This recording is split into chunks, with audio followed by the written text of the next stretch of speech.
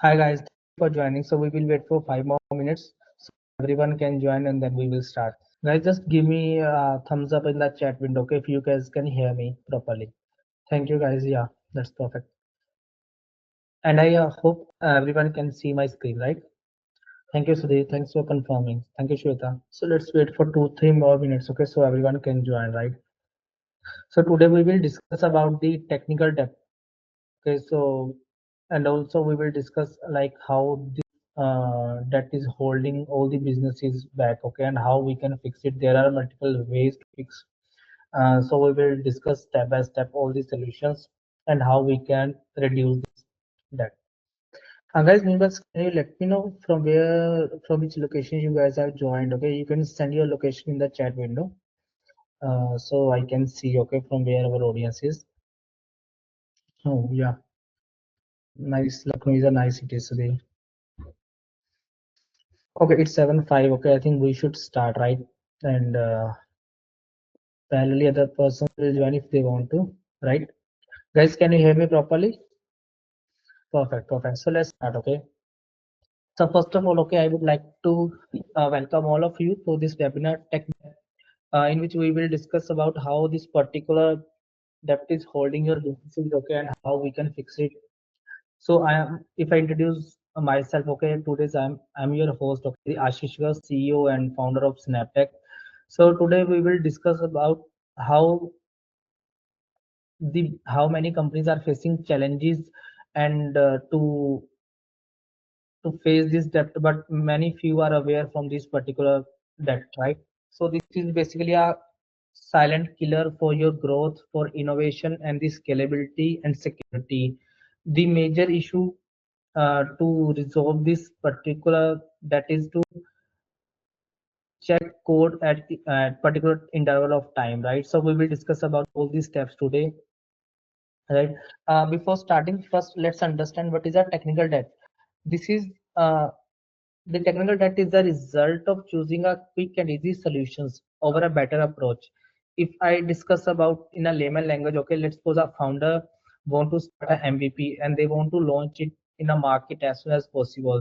So they always go with the easy solutions, okay, but they will not understand the requirement of the scalable and secure solutions, because after some time, after 2 3 months, when users will grow, they have to change their code base, they have to change their product, and that will be technically not possible and it will be time consuming. So that will end up they lose the opportunities. So that is called a technical debt, right? So mainly in the market we have three types of technical debt according to our expertise. The first one is the deliberate, in which we use shortcuts just to save the time. Okay, the second one is the accidental, that happened by a mistake, in which we consider the founders who do not have the experience, who are no technical founders, okay, and even they do not plan properly. The third one is the legacy, who use the old code bases from the other projects, or either they are switching the teams, okay, so that previous teams do not document everything and they have to end up by writing a new code. The main causes, if we talk about the main causes of the debt, why these debts are coming, just because of to just because of the time to market pressure, because every founder want to go in a market as soon as possible, as early as possible. So they do not focus on the quality, they just want to complete the features and go in a market as soon as possible. The other main causes are the inexperienced teams. They start with the experienced persons. They don't want to include experienced person in the team because they are costly. The lack of documentation. The reason being the document takes time, so they don't want to document each and every feature, and they may use outdated tools or frameworks because of lack of knowledge. So that's the main reason today's the IT industry of the startups are struggling, because every founder wants to go in a market as soon as possible, and if they found any issues, any bugs, okay, they just add some patches in their code so that they can work at a time, right? And if we see for a long term journey, okay, they will end up losing a confidence with IT products, okay. Their customers will not satisfied because of bugs will coming up regular basis, right? Now if we take an example of a Twitter, okay, in Twitter in their early days, okay, they face a massive scalability issue just because of the technical debt.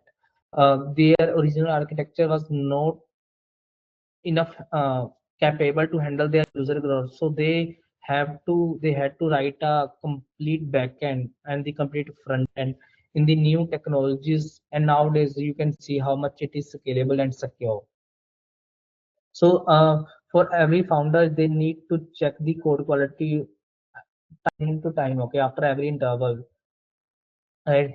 If we talk about the basic signs of a technical debt, it's like if your product is giving a recurring bugs, okay, if your product is working very slow, your developers are taking more time than a sufficient, okay, you having a delay on your onboarding developers, okay, so it means your code is not good enough for scalability, for security, right?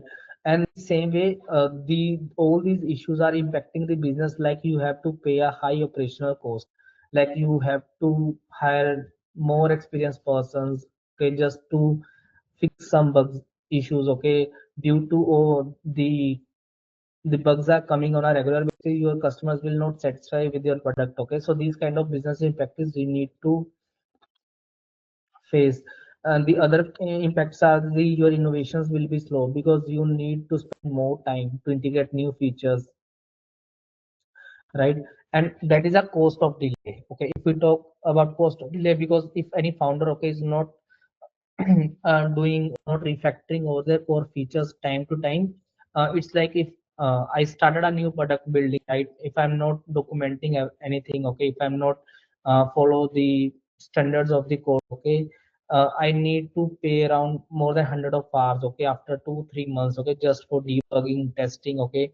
And if I start with a refactor from the day one, I may need to spend only 10 hours, so it's a huge difference if we are planning products with a proper way, right? And also this tech debt also impact your security, because once you have some issues pending in your code base, it means they have a vulnerabilities, the third parties can hack your code, okay. And even if you want to go for compliances like a GDPR, HIPAA, okay, you need to secure your code first, so you need to rework things on your code, right? We don't say that no technical there is an in the market, okay, the MVPs, the enterprise codes, these are free from the tech debt, no. But you can plan all these issues strategically, you should document each and every issue, you should plan things, okay, you should prioritize all the issues in your sprints, okay, and then you can plan for a future planning, right? Now if we talk about some legacy systems, these are systems, okay, if you use from the other products, okay, let's suppose you have a product, okay, and you are building a new product and you are copy pasting the code, okay, it's called a legacy system, or you have a old code base, right? So these are not the proper code bases, because these are maybe these can be outdated code, or they are lack of the documentation. Okay, their architecture cannot suitable to your requirements. So instead of using a legacy system, you should transit to the modern systems. Okay, that are more secure. Okay, there the technical debt is more will be less in the modern systems, because they are automatically adopting a new architectures. And there are plugins, okay, nowadays, okay, we can integrate artificial intelligence, okay, who can create their documentations automatically with the code, so you don't need to spend additional time for this part, right? Guys, can you hear me properly? Just give me go ahead, okay, if you can hear me. Thank you, guys, thank you so much. Yeah. Now, if we talk about some, if we comparison between the custom softwares and the outdated frameworks, basically the technical depth will be less in the custom software solutions, because it will be built by proper planning, by proper sprints, right? And if compare with the outdated frameworks like WordPress, okay, they already have some vulnerabilities, okay, you can't decrease that, okay, based on your expertise, okay, so So this is the main thing that you need to worry about. So customers always plan with a proper mechanism, with proper planning. Okay, so you can decrease the dependency and all. If there are, okay, you can plan your in your upcoming sprints. So this same debt also impact the developers, okay, because developers need to spend more time to fixing our issues. They may have to increase the code quality, because to work in the poor code quality is also a frustrating part for a developer, right? The developers have to spend more time to understand the time from the day one. Okay, if the code quality is good, everything is documented, then the developers need to spend lesser time, okay, because they can understand code very easily, right? So how we need to prioritize this tech debt? Okay, by doing a proper documentation. The first thing, we you need to categorize the issues, okay, like what are the issues in the business logic, what are the issues with the onboarding logics, and also you can prioritize all the issues, and this way you can solve issues one by one. Okay, you can plan all your issues in the upcoming sprints. So just do a documentation, okay, and then attach a status, okay, which one is pending, in progress, okay, and then plan in a sprint. So this way you can decrease this technical debt in your products, right? Most of the founders nowadays, okay, do not want to refactor that code, because they think that refactoring is just a waste of time. But they should think like refactoring is like an investment on their product, right? Because once the code is scalable, okay, code is bigger, okay, they need to refactor because of the dependency issues, okay, and so this way they can decrease the technical debt, right? And also they need to align all these issues or their technical things with their business planning, okay, so that they are ready to see, okay, from where issues, okay, they need to prioritize on a prioritize, right? So they need to share all these issues with their stakeholders, okay, and they can include all the issues in their business goals, so that they can prioritize easily. And how we can prevent from these debts, from these issues, just to do a proper documentation, okay, just to do a code reviews on a regular basis, and also they can plan architecture for scalability and security, right? And now if we understand, okay, what is the ROI? Okay, let's suppose we are reducing the tech debt, and what is the ROI? You can see there will be a faster development, okay. You can see the maintenance cost will be lesser, because if there the issues will be lesser, then you need to pay lesser amount to the developers, right? And it will improve the customer satisfaction. So that is the main thing, because all the products are running successfully because of the customers. Now, if we talk about the next case study, okay, we build a sports application from the day one. So yeah, in this application, we saw some technical depth, yeah, but we planned strategically in the upcoming sprints. So nowadays, it's working successfully with more than 75,000 users in the US market. So this way you can plan things, okay, and it will be come up with a greater version. Right. And what this, if we talk about our approach, okay, but how this SnapTech is fixing all these issues, okay, we just audit the issues first. We just audit the code. We find some technical issues, and then we restructure all the part that we need to, right? So this way we deliver the balanced features, right? It's like we need to check the dependency checks first. First we check the how the features are interdependent. Okay, what's the code complexity? We analyze that, and then we document the proper features, okay, the issues, okay, we create some sprints, okay, and then we start working on the development part, right?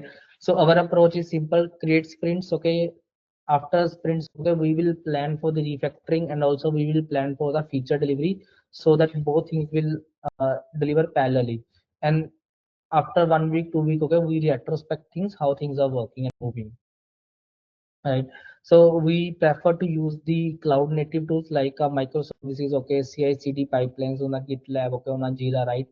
And also we will also expertise in the infrastructure. So if infrastructure is good, okay, the applications will be stable and scalable. These are some tools that we prefer, like a GitHub or GitLab, okay, the Bitbucket that we can use for version control. The second, for a code quality, okay, we can use the Sonar Cube, a tool, okay, for the API testing, okay, we can use the Postman, okay, and for the design purpose, we can use the Figma, right? So there are other tools in the market, but these are some major tools that we are using. These are trusted tools, okay. Now, if we talk about the third real case study, guys, let's take a 2 minute break, okay, so that if anyone is behind, okay, they can catch up, right? Guys, can you hear me properly?